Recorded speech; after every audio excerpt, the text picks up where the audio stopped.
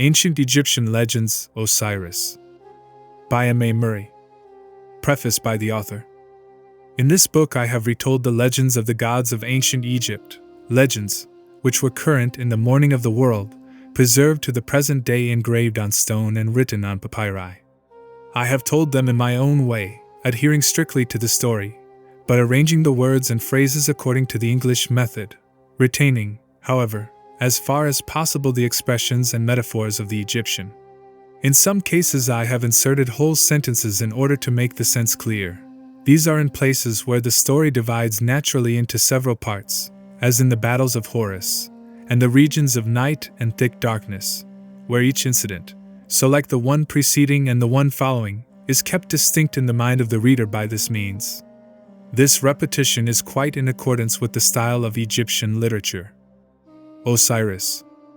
In the beginning Ra cursed Nut, and his curse was that none of her children should be born on any day of any year. And Nut cried to Thoth, who loved her, Thoth, the twice great, god of magic and learning and wisdom, he whom the Greeks called Hermes Trismegistos. Though the curse of the great god Ra once uttered could never be recalled, Thoth by his wisdom opened a way of escape. He went to the moon god, whose brightness was almost equal to that of the sun itself, and challenged him to a game of dice.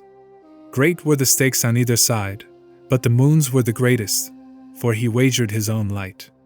Game after game they played, and always the luck was with Thoth, till the moon would play no more. Then Thoth, the twice great, gathered up the light he had won, and by his power and might he formed it into 5 days. And since that time the moon has not had light enough to shine throughout the month, but dwindles away into darkness, and then comes slowly to his full glory, for the light of 5 whole days was taken from him. And these 5 days Thoth placed between the end of the old year and the beginning of the new year, keeping them distinct from both. And on these 5 days the 5 children of Nut were born, Osiris on the first day, Horus on the second, Set on the third, Isis on the fourth, and Nephthys on the fifth. Thus the curse of Ra was both fulfilled and made of no effect, for the days on which the children of Nut were born belonged to no year. When Osiris was born, wonders and marvels, prodigies and signs, were heard and seen throughout the world, for a voice cried over the whole earth, "The Lord of all comes forth to the light." And a woman drawing water from the holy place of the temple was filled with the divine afflatus and rushed forth crying, "Osiris the king is born." Now Egypt was a barbarous country where men fought together and ate human flesh. Naught did they know of the gods, lawless were they and savage. But Osiris became the king of Egypt, and he showed his people how to till the land and to plant corn in the vine, and he taught them the honor due to the gods, and made laws, and abolished their barbarous and savage customs. Wherever he went, the people bowed at his feet, for they loved the very ground he trod on, and whatever he commanded, that they did. Thus did Osiris rule over the Egyptians till, with music playing and banners flying, he passed out of Egypt to bring all nations beneath his gracious sway. But Set hated his brother Osiris, and he gathered to himself 72 conspirators, and with them was Aso, queen of Ethiopia. And they made a plan that when Osiris returned they should kill him and place Set on the throne. But they hid their plans, and with smiling faces went out to meet Osiris when he re-entered Egypt in triumph. In secret they met again and again. In secret also they prepared a coffer made of costly wood painted and decorated with rich designs and glowing colors, an interweaving of tints and a wealth of cunning workmanship, so that all who saw it longed to have it for their own. Set, that wicked one, had in secret measured the body of Osiris, and the coffer was made to fit the body of the king, for this was part of the plan. When all was ready, Set bade his brother and the 72 conspirators to a feast in his great banqueting hall.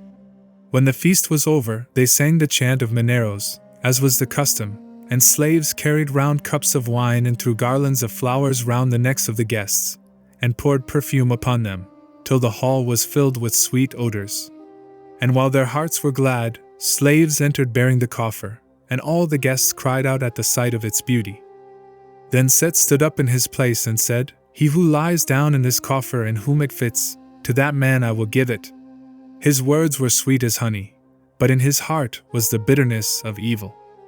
One after one, the conspirators lay down in the coffer with jests and laughter, For one it was too long, and for another it was too short, and for a third it was too wide, and for a fourth too narrow.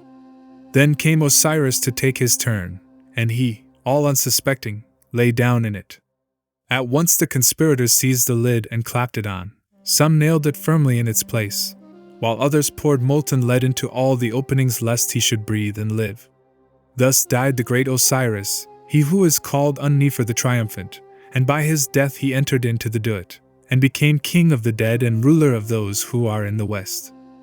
The conspirators lifted the chest, which was now a coffin, and carried it to the river bank. They flung it far into the water, and happy the Nile god caught it, and carried it upon his stream to the sea. The great green waters received it, and the waves bore it to Byblos and lifted it into a tamarisk tree that grew by the shore. Then the tree shot forth great branches and put out leaves and flowers to make a fit resting place for the god, and the fame of its beauty went throughout the land. In Byblos ruled King Malcander and his wife, Queen Athenais. They came to the seashore to gaze upon the tree, for naught could be seen but leaves and blossoms which hid the coffin from all eyes. Then King Malcander gave command, and the tree was cut down and carried to the royal palace to make a pillar therein, for it was worthy to be used in a king's house. All men wondered at its beauty, though none knew that it held the body of a god. Now Isis feared said exceedingly. His smooth words did not deceive her, and she knew of his enmity to Osiris. But the great king would not believe in his brother's wickedness. When the soul of Osiris passed from his body, at once Isis was aware that he was dead, though no man told her. She took her little son, whom men call Harpocrates, or Horus the child, and fled with him to the marshes of the Delta, and hid him in the city of Pe. Ancient and grey was this city of Pe, and it stood on an island. There dwelt the goddess Uazet, whom men call also Buto and Latona, for she is worshipped under many names. Uazet took the child and sheltered him, and Isis by her divine power loosed the island from its moorings, and it floated on the surface of the great green waters, so that no man could tell where to find it.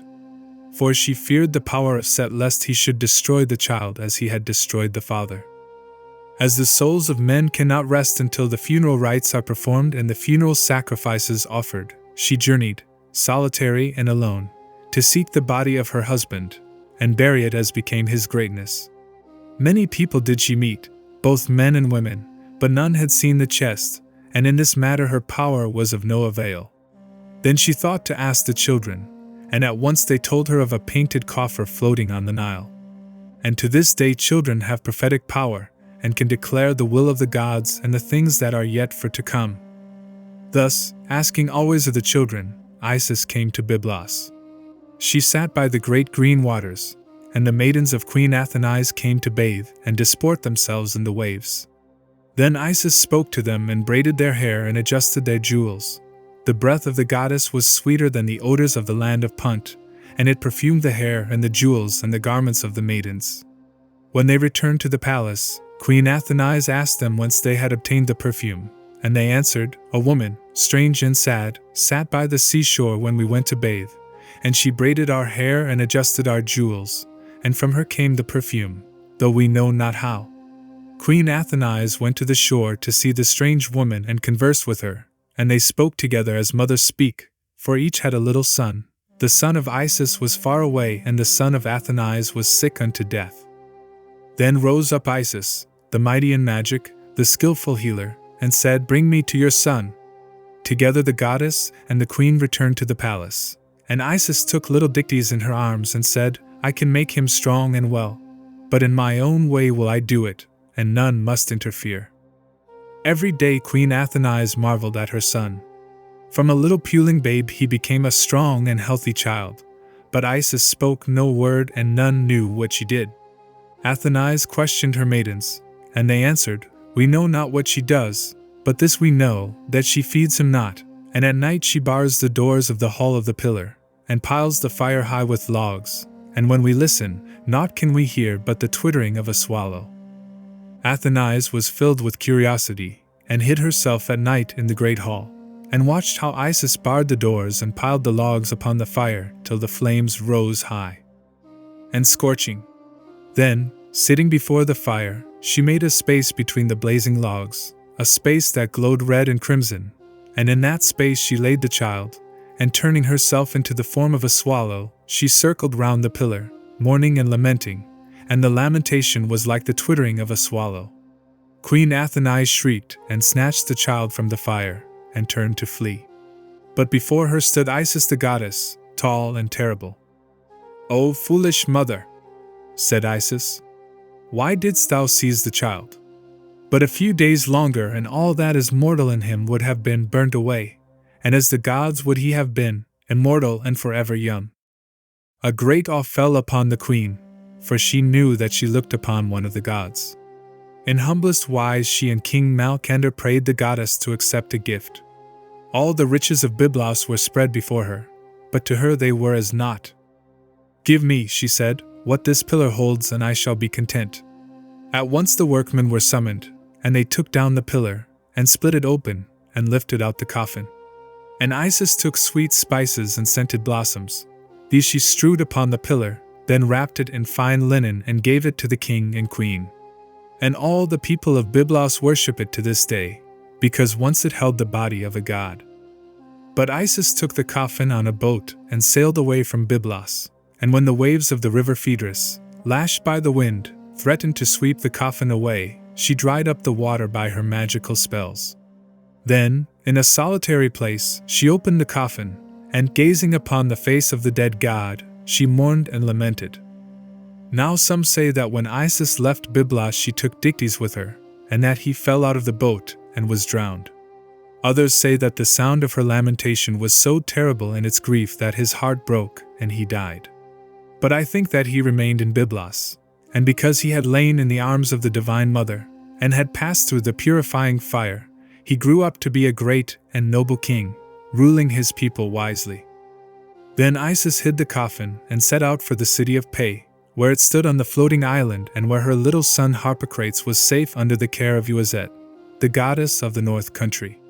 And while she was away, Set came hunting wild boars with his dogs. He hunted by moonlight, for he loved the night, when all evil red things are abroad, and the air was filled with the whoop and hallo of the huntsmen, and the cries of the dogs as they rushed after their quarry.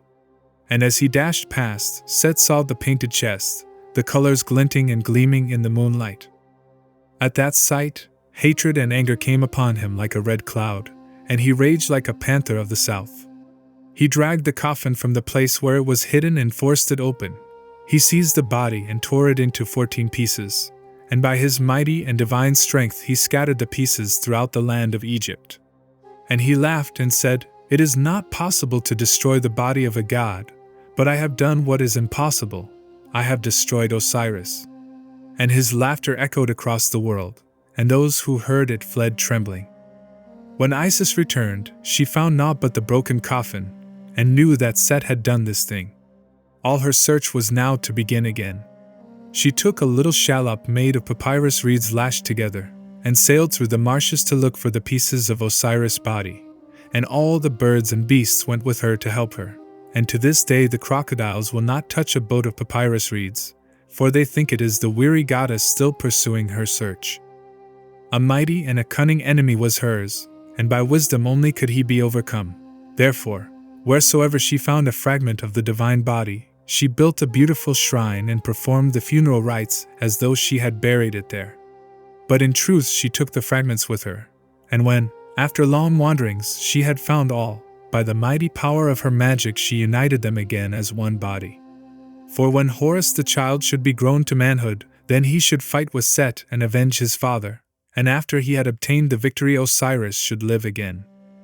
But until that day Osiris lives in the Duat, where he rules the dead wisely and nobly as he ruled the living when on earth. For though Horus fights with Set and the battles rage furiously, yet the decisive victory is not yet accomplished, and Osiris has never returned to earth again.